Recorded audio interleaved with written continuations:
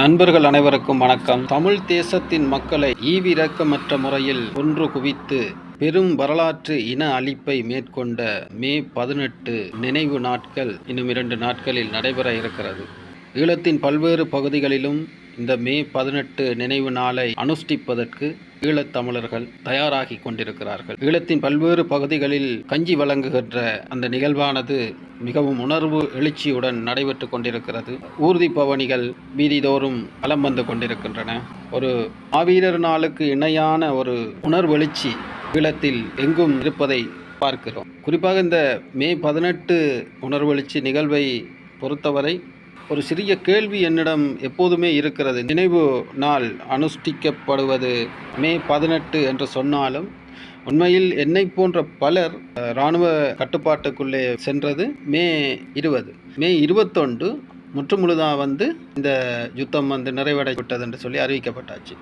நான் மே 20ஆம் தேதி இராணுவ கட்டுப்பாட்டுக்குள்ளே வரும்போது கூட பல இடங்களில் துவக்குச்சூட்டு சத்தங்கள் கேட்டுக்கொண்டிருந்தது, குண்டுவெடிப்பு சத்தங்கள் கேட்டுக்கொண்டிருந்தது. குறிப்பாக என்னுடைய நண்பன் ஒருவனை நான் சந்தித்தேன். நாங்கள் இராணுவ கட்டுப்பாட்டுக்குள்ளே எங்களுக்கு அறிவிக்கப்பட்டுட்டது. அதனால் நாங்கள் இராணுவ கட்டுப்பாட்டுக்கு நோக்கி போகும்போது என்னுடைய நண்பர் ஒருவர் அப்போ தான் தன்னுடைய ஆயுதத்தையும் கோல்சர்களை எல்லாம் கட்டி கொண்டு இராணுவத்தினுடைய எதிர்த்து போர் விடுறதுக்கு அவர் போகிறார். அப்போ நான் எவ்வளவோ அட்வைஸ் சொல்லி பார்த்தேன், அவர் கேட்கல, அவர் போயிட்டார். அப்படி விடுதலை புலிகளினுடைய ஒரு தொகையான ஆட்கள் அந்த யுத்த காலத்தில் அப்பையும் இருந்தவை.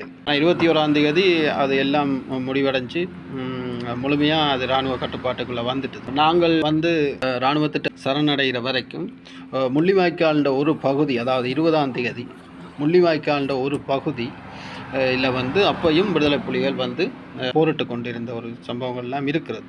ஆனால் இந்த மே 18 அவைகள் முக்கியத்துவப்படுத்துறதுக்கு என்ன காரணம் என்று எனக்கு தெரியல. இருந்தாலும் இது ஒரு எல்லா மக்களாலையும் ஏற்றுக்கொள்ளப்பட்ட ஒரு நாளாக இருக்குது. எல்லா மக்களும் உணர்வெழுச்சியாக அனுஷ்டிக்கிற ஒரு நாளாக இருக்குது. அங்கே உயிரிழந்த மக்களினுடைய ஆத்மா சாந்தி அடைவதற்கும் இங்கே போரிட்டு மாண்ட மானமா வீரர்களினுடைய எண்ணங்கள் ஈடேறுவதற்கும் ஒன்றாக உறுதியெடுத்து தொடர்ந்து முன்னோக்கி பயணிப்போம். நன்றி, வணக்கம்.